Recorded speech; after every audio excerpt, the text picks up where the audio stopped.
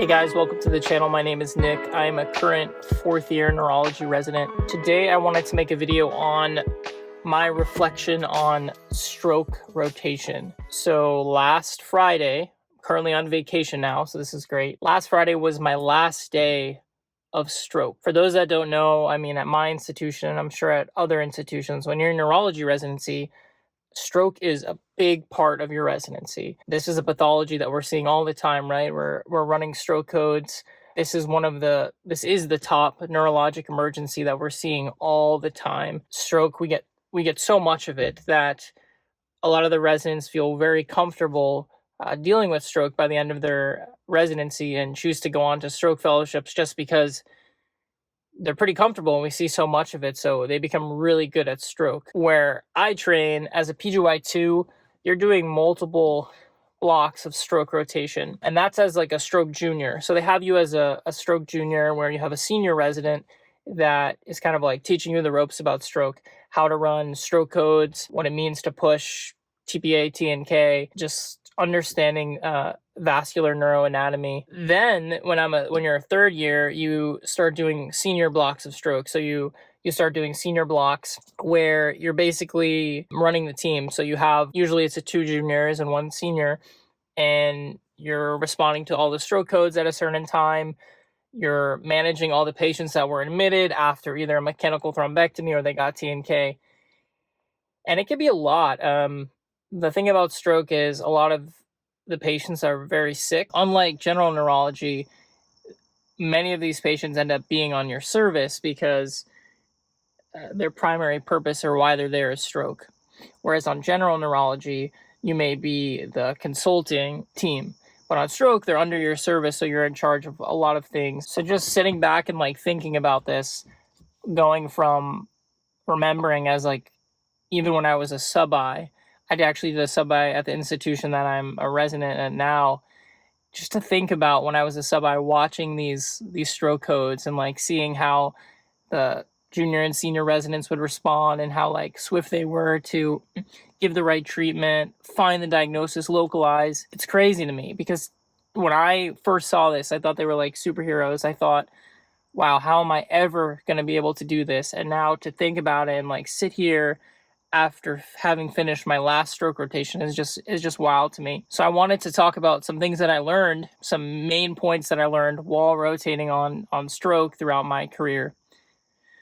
So the number one thing I would say that I learned while being a stroke senior, working with so much stroke as a resident, is to stay calm in the chaos. I made a video on staying calm in the chaos on my channel, but stroke definitely teaches you that. When you're the stroke senior and you're responding to, I think the worst I ever had was on a weekend between noon and like 6 or 7. I think I had 6 stroke codes, and a lot of them are coming at sometimes they're at the same time, and it teaches you to think clearly, to think logically, and to triage, and to not use the chaos to your advantage and kind of hone in. So I think that's the big thing I learned from my stroke rotation. I think the second thing I learned was the importance of discharge. So people don't really talk about that a lot, but when a patient comes in for stroke anyway, most of the time they've received all the treatment, you know what they're going to do, and they have deficits now. And the most important thing for them is to get to rehab, and to get to rehab as fast as possible. So my stroke rotation taught me that discharge planning starts on day 1. Like, we want to get these people out of the hospital because patients that have sat on the stroke team and they haven't been able to be discharged, they end up getting sick. They end up aspirating. They end up having a lot of bad things happen because the hospital is not a place to stay. So working on stroke has taught me the importance of getting people to rehab as fast as possible so that they can make the ultimate recovery. I guess the last thing that stroke really taught me was the importance of preventative neurology. A ton. I mean, yeah, there are certain stroke patients that come in and it's like a stroke of unknown source. Like, we don't know why they're having strokes. It doesn't make any sense. But the majority of patients that have strokes we're dealing with bunch of factors that we can, as physicians, teach them that we need to fix these problems in order to prevent future stroke. So whether that be smoking, like smoking is a risk factor that we can just eliminate if we educate our patients. High blood pressure, the silent killer, right? So all these patients are coming in and they don't even know they have high blood pressure. So getting them on a good blood pressure regimen, elevated cholesterol, like having LDLs that are like sky high, is definitely increasing your risk of stroke.